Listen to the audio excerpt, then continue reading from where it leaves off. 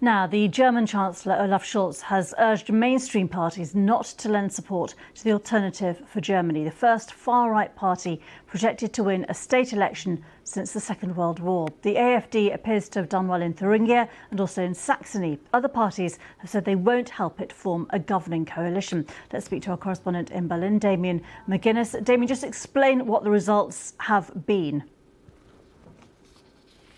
So what we've seen in Thuringia is that the AfD has won the most votes, which is around 33%, getting in the end a third of all seats of the parliament.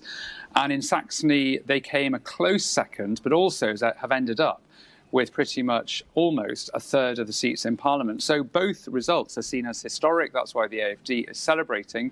Of course, this leads to a political problem in Saxony itself, because even though no other party will work with the AfD, because it's seen as so extreme and some of the leaders are seen as so toxic, so that means they won't get into government, but it'll make forming a coalition government very difficult because the other parties will find it very hard to cobble together a majority. You're going to have some very uncomfortable alliances with, for example, conservatives having to come together with radical leftists, which they wouldn't usually do. And then nationally, it's going to have a big impact because the three parties in Olaf Scholz's national governing coalition were really punished at this election. And for many people, it was a real signal to Berlin that they're not happy in this government. So on the ground, it's going to have an effect politically, but also nationally. And of course, next year we have national elections here in Germany. So that's why this is something that all the parties are looking closely at what's been happening in Eastern Germany in those regional elections with great worry, because it means that they're going to not have an easy ride over the next year in the run up to these elections next year. What precisely are the AfD calling for? What are some of their policy ideas?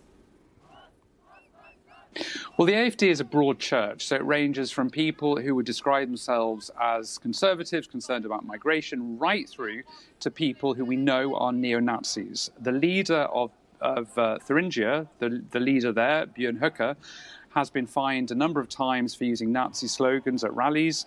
He has been defined by courts as a fascist. And in this region, you have some of the most radical elements within the AfD. The AfD as a party is so extreme that Marine Le Pen's party in France will not work with them on a European level.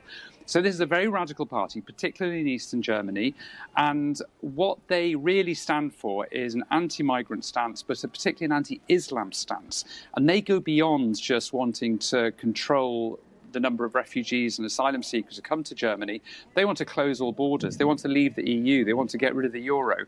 And some of the members of this party do say things which I think we can interpret as being anti-Islam and sometimes homophobic, xenophobic. It's a deeply problematic party, particularly there in Thuringia. And of course, that has an impact for people living there. So not just politically, but for people from ethnic minorities, for Jewish groups, for all sorts of people who are now worried about their safety, because what the AfD says in rallies has now been confirmed at the ballot box. So, a lot of people are expressing real fears about what that means for their daily lives.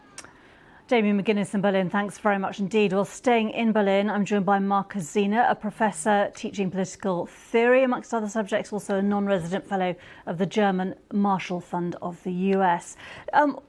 Markus Siener, in terms of the significance of this, how important are these results and why are we seeing these results in these two states in particular? Why so much support in Thuringia and Saxony? Well, I think there's a couple of factors in play. In particular, when we look into the East, the two parties, the AfD, which was mentioned before, and also the BSW, Bündnis Sarah Wagenknecht, an alliance of a former left politician, they both are capturing a certain mood, trying to convey a East German sentiment, East German nostalgia for even the GDR, the former East German socialist part of Germany. So I think this was the one part. And secondly, of course, it was about migration. In particular, in the eastern part of Germany, people believe that we have too many migrants and that we have to put a stop to that. I think this is one of the two of the biggest issues. And just tell me about those populations in those two states of Germany. I mean, what is the wealth and the education of that population? Is there a big migrant population there?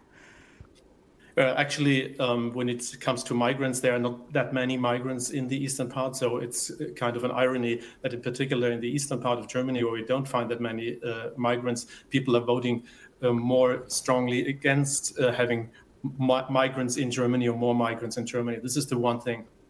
And secondly, when it comes to the wealth and how well off are people in the East, of course, I mean, there's a structural disadvantage here at play in the East. People who used to live in the former GDR are not as well off as in the Western part.